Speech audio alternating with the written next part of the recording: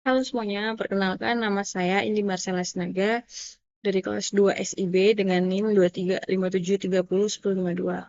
Nah, di sini saya akan jelaskan mengenai pengenalan React dan penggunaan CSS pada React di dalam text editor Visual Studio Code. Nah, pertama-tama kita mulai dari kita buka folder kita. Caranya seperti biasa, open folder dan pilih folder yang kita punya. Nah, di sini saya ada folder dengan nama Indi_2SIB. Nah, jadi di dalamnya itu ada beberapa komponen, tetapi kita hanya fokus di bagian src saja dan di dalam app.jsx, kelas customer list, customer card, functional customer. Nah, dan hanya itu saja. Nah, jadi kita hanya di situ saja untuk saat ini. Nah, yang pertama-tama adalah kita harus membuat satu um, file baru dengan nama kelas customer list. Sorry, kita harus membuat 3 file baru, kelas customer list dan kelas customer card serta kelas functional customer. Dan kita fokus utama kita juga di sini adalah app.jsx. Oke, selanjutnya adalah saya akan jelaskan tentang kegunaan dan perbedaan antara LED dan konsol. Jadi di sini ada LED X sama dengan 10. LED itu gunanya apa sih? LED itu digunakan untuk mendeklarasikan variabel. Nah, di sini ada variabelnya X dengan value-nya 10 dan ada cons. Cons itu gunanya apa? Sama, kurang lebih sama kayak LED, tapi berguna jika nilainya itu tidak bisa diubah. Contohnya itu kayak um, ketika kita mendeklarasikan P 3,14 itu udah nggak bisa diubah lagi. Jadi itu perbedaan antara LED dan cons. Nah, di sini juga ada uh, row function. Apa sih row function itu? Row function itu adalah tanda yang paling terlihatnya itu adalah ketika kita menggunakan sama dengan dan lebih besar atau besar dari. Nah, di sini juga ada uh, customer for each. Apa sih customer for each? Itu adalah pengulangan atau looping yang mana akan mengeluarkan value dengan inputan nama customer, email, uh, nama customer dan email customer seperti itu. Oke, selanjutnya adalah destructuring. Apa sih guna destructuring? Itu gunanya adalah untuk mempermudah kita dalam mengambil value dari suatu array atau objek tanpa harus membuatnya ulang. Jadi kita perlu memanggilnya aja, nanti dia akan keluar. Contohnya di sini adalah ID 1, namanya John Doe, dan emailnya john@gmail.com. Nah, ketika kita panggil itu langsung keluar value-nya 1, John Doe, dan john@gmail.com gitu.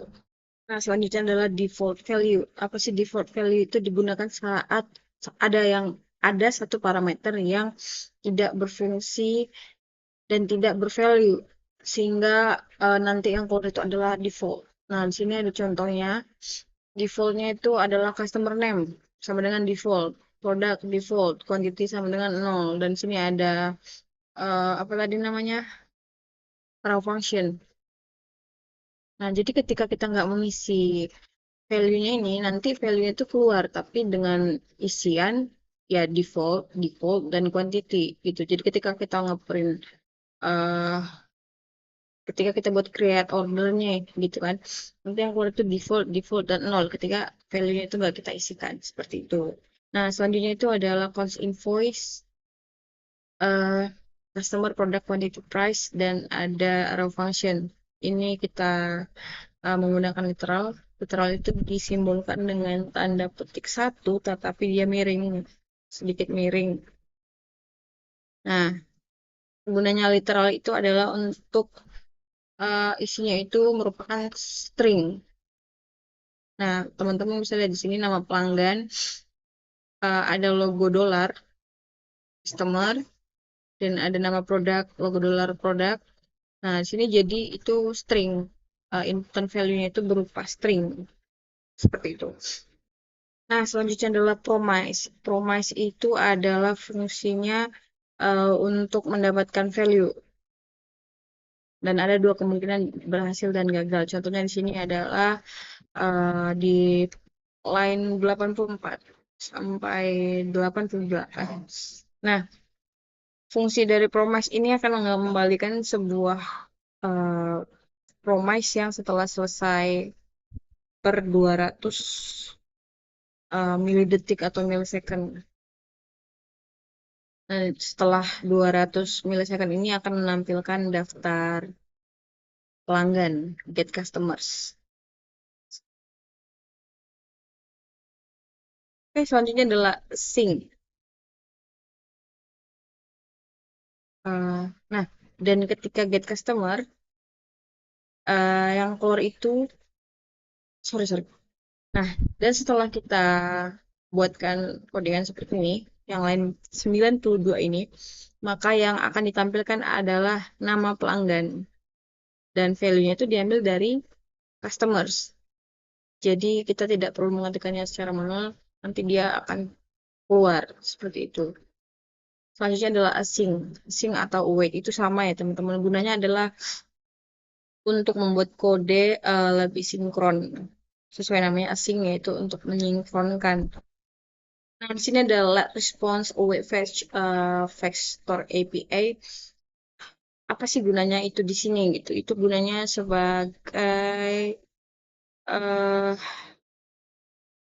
untuk menunggu hasil dari fetch products ini dan akan mengubahnya atau mengonversinya menjadi format JSON seperti itu. Oke, selanjutnya adalah kita membuat satu file baru dengan nama class customer list. Nah, gunanya adalah untuk menampilkan daftar pelanggan. Nah, yang kita buat ini akan menampilkan daftar pelanggan dan akan menampilkannya ke dalam user interface. Nah, jadi penjelasannya adalah seperti ini. Kita harus membuat satu kelas dulu bernama class customer list extends component. Oke, jadi ketika kita sudah membuat satu kelas yang baru ini, dia akan secara otomatis membuat satu constructor dan satu super props dan akan disimpan di dalam distet atau suatu penyimpanan. Nah, di sini sebuah array yang berisi objek pelanggan disimpan dalam satu penyimpanan yang terdiri dari ID, ID-nya satu dan ada nama dan ada email.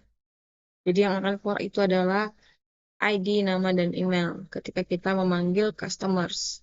Oke, di sini ada render. Apa sih guna dari render itu? Nah, render itu berfungsi uh, untuk ketika setiap ada elemen dari customer itu akan diproses atau dirender dan hasilnya itu akan berupa menjadi customer card, bukan lagi sebagai customer list. Selanjutnya adalah kita buat satu file baru dengan nama customer card. Apa sih gunanya itu adalah untuk menampilkan informasi-informasi dari seorang pelanggan. Nah, di sini ada cons customer card, customer. Cons itu untuk mendeklarasikan customer card-nya. Dan di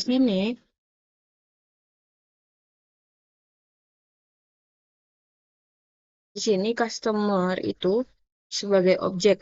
Yang mana objeknya itu akan menampilkan data dari pelanggan seperti nama, dan email dan mungkin ada properti-properti lain kayak di sini ada color. Nah, color itu nanti akan menampilkan warna seperti itu.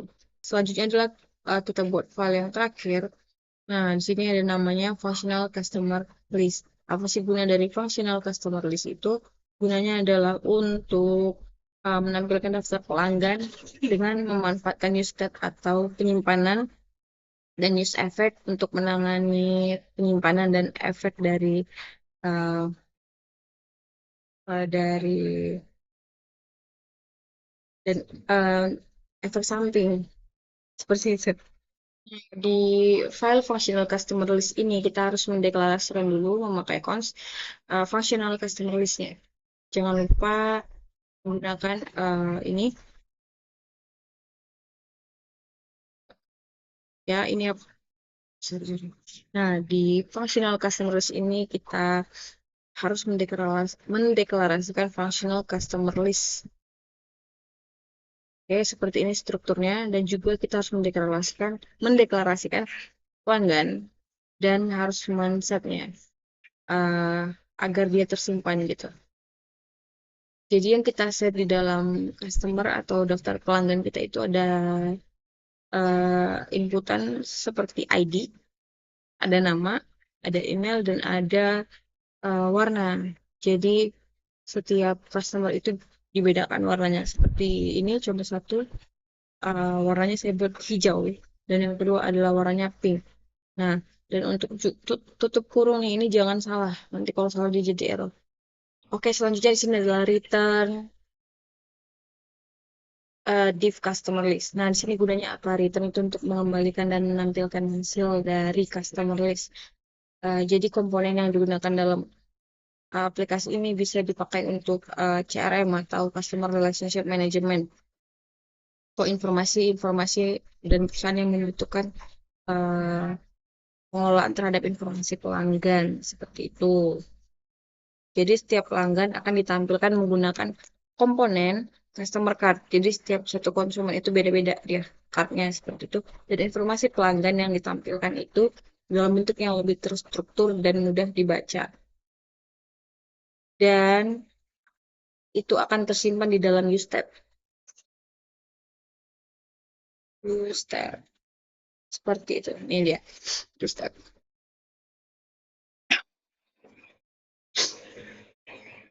Nah, itu komponen-komponen itu bisa juga digunakan untuk menghapus pelanggan, pembaruan pelanggan, menambah pelanggan, dan yang lainnya. Jadi fungsinya nggak cuma itu aja, dia memiliki banyak fungsi si functional customer list ini.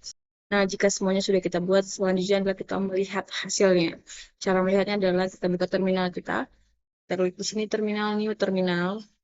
Nah, di sini dia kita harus ada yang kita setting di sini. Kita geser dulu. Nah, di sini kita ubah menjadi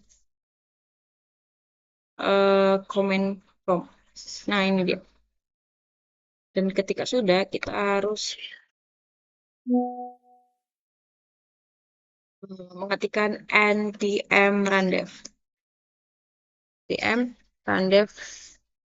Nah, untuk menjalankan yang sudah kita buat itu seperti itu, dan akan keluar link yang HTTP ini. Kita klik control klik saja. Nah, hasilnya seperti ini. Ada judul besarnya CRM Customer Management Customer List sebagai judulnya, dan ada nama pelanggan, email pelanggan. Ini ada dua. Kenapa ada dua? Karena tadi kita inputnya ada dua. Ada dua pelanggan dengan dua email yang berbeda. Nah, jadi di sini ada customer list functional komponen. Kenapa di sini ada warnanya? Karena kita sudah mengaturnya di sini. Di dalam functional customer list itu kita atur si John Doe itu warnanya green. Jadi di sini dia berubah menjadi green. Dan kenapa si Jen itu pink? Ya karena di sini kita settingnya pink. Dan kenapa dia bisa keluar warnanya? Karena di dalam customer card itu juga kita sudah mengatur dan membuat satu div baru.